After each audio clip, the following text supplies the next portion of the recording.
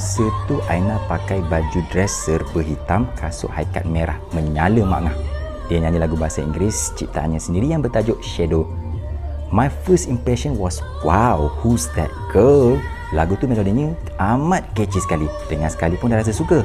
Yang buat Brochak tambah suka tentulah vokal beliau yang powerful. Apa lagi? Brochak terus buat carian dan tonton satu persatu persamaan Aina, termasuklah lagu-lagu cover beliau, especially lagu Datuk Siti Nurhaliza. Seriously, masa tu Brochak terenganga sebab jarang tengok orang nyanyi lagu Tok T sesedap Tok T nyanyi. Automatik Brochak terus jadi iNation sampailah sekarang. Hai, Assalamualaikum dan selamat sejahtera. Saya Brochak dan kali ini Brochak nak kongsikan dengan anda semua fakta-fakta menarik tentang Aina Abdul, latar belakang dan juga perjalanan seni beliau. Tapi sebelum kita teruskan, apa kata anda subscribe channel ini dulu dan tekan loceng ini. Terima kasih.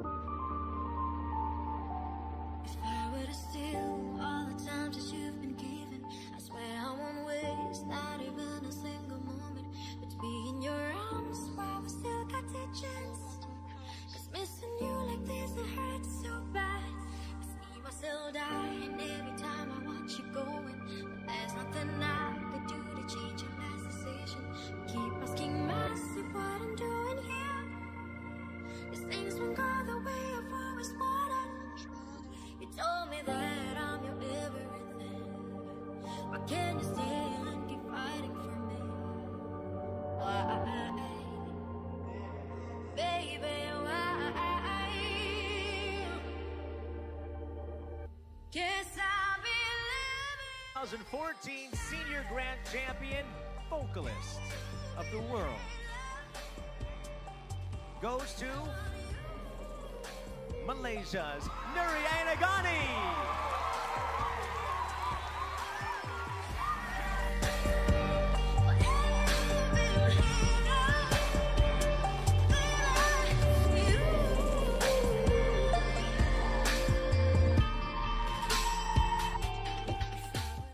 Mencintaimu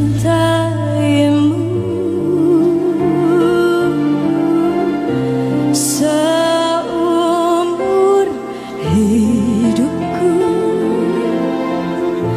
selamanya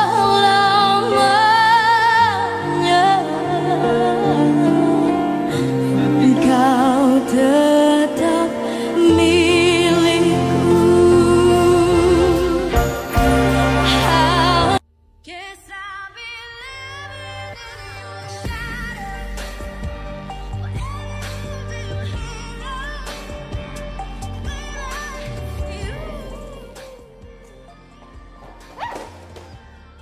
Kau kutip balik.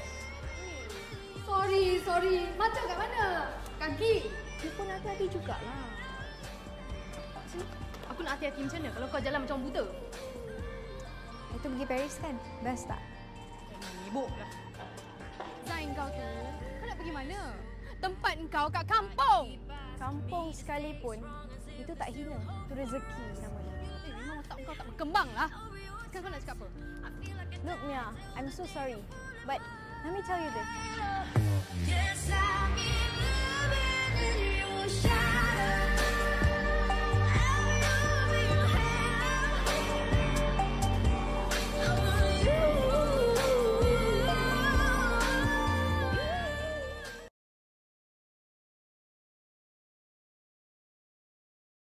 What I love is that because I'm I'm an introvert person, so I don't really share my expression, my feelings with people.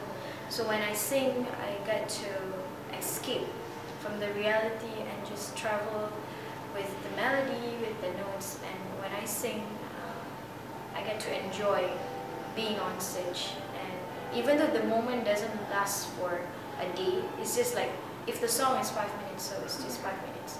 But then it's such a great experience. Stage is like my playground.